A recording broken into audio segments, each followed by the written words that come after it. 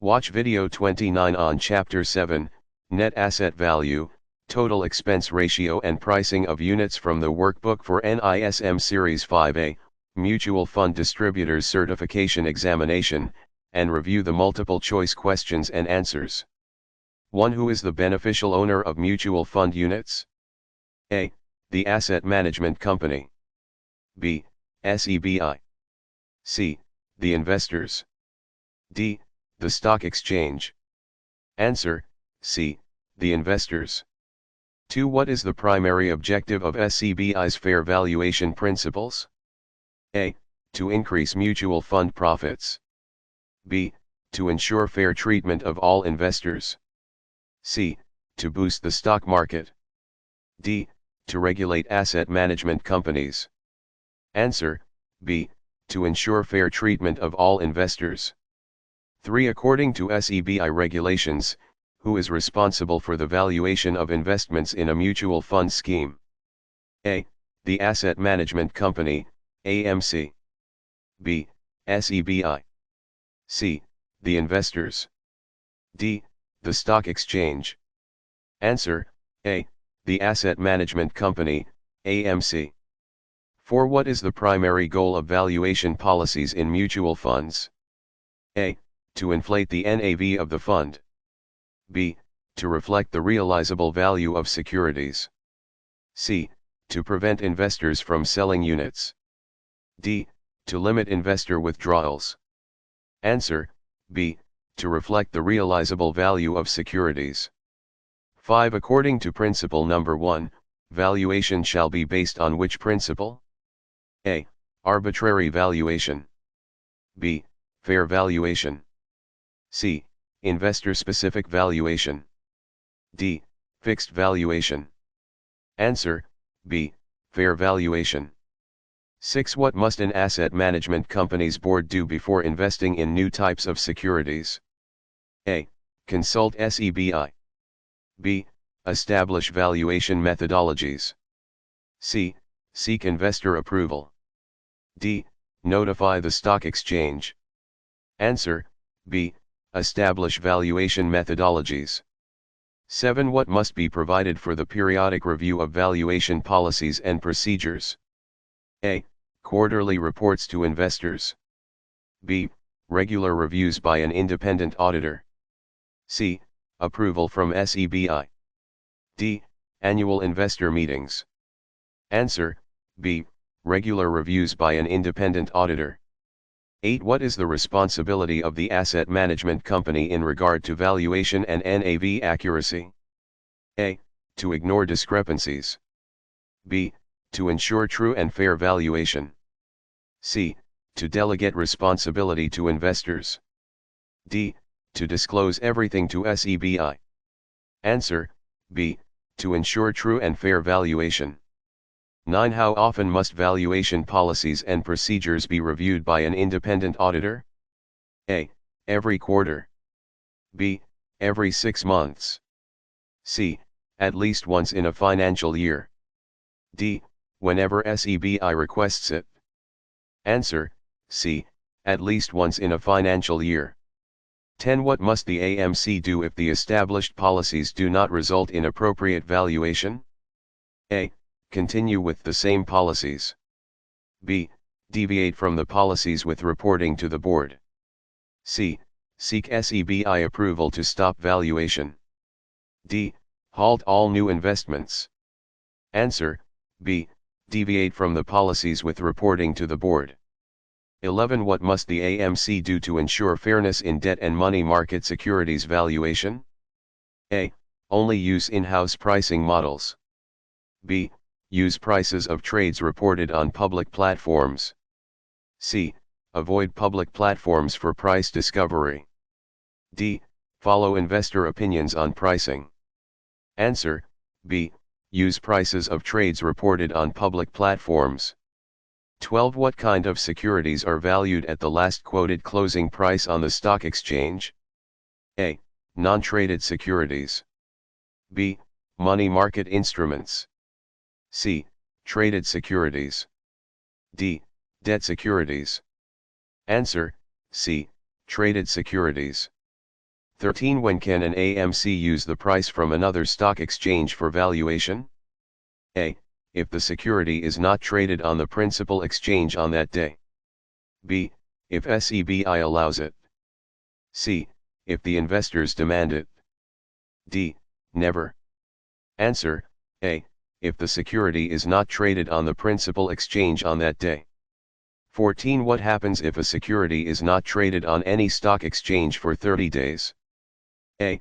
The security is treated as traded. B. The security is considered a non-traded scrip. C. The security's value is doubled. D. The security is removed from the portfolio. Answer: B. The security is considered a non-traded scrip. 15. How are non-traded securities valued? A. Based on market rumors. B. Arbitrarily by the AMC. C. In good faith by the AMC using appropriate valuation methods. D. By SEBI's order. Answer: C. In good faith by the AMC using appropriate valuation methods. 16. Who must approve the valuation methods for non-traded securities? A. The investors. B. SEBI. C. The board of the asset management company. D. The stock exchange. Answer: C. The board of the asset management company. 17. How are convertible debentures valued? A. As equity instruments. B. Based on their non-convertible and convertible components. C.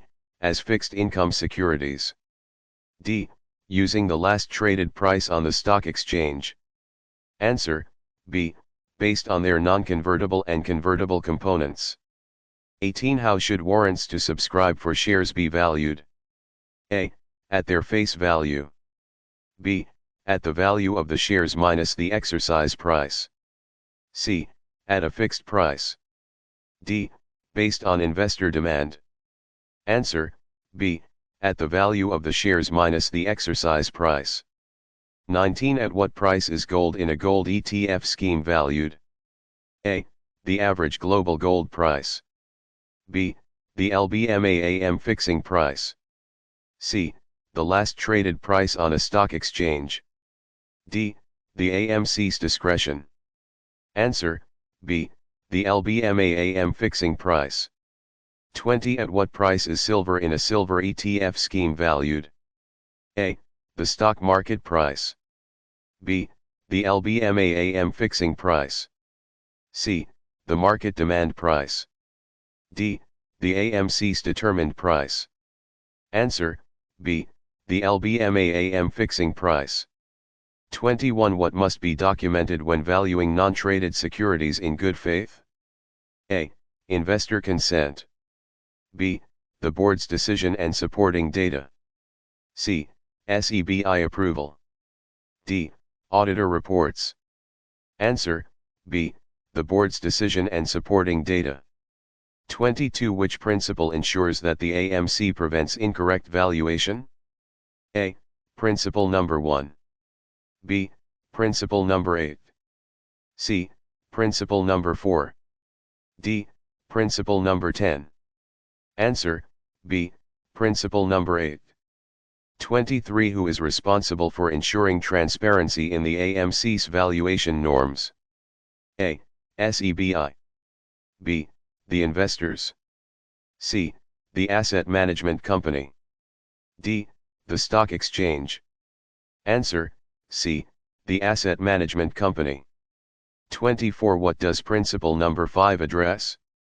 A. The need for transparency. B. Conflict of interest in valuation. C. Investor education. D. Stock market volatility. Answer: B. Conflict of interest in valuation. 25. What must AMCs disclose to ensure transparency of valuation norms? A. The stock exchange's prices. B. Valuation policies and procedures. C. Investor preferences. D.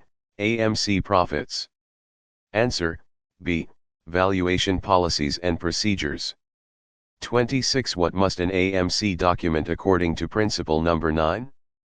A. Investor preferences. B. Rationale for valuation and inter-scheme transfers. C. Daily stock prices.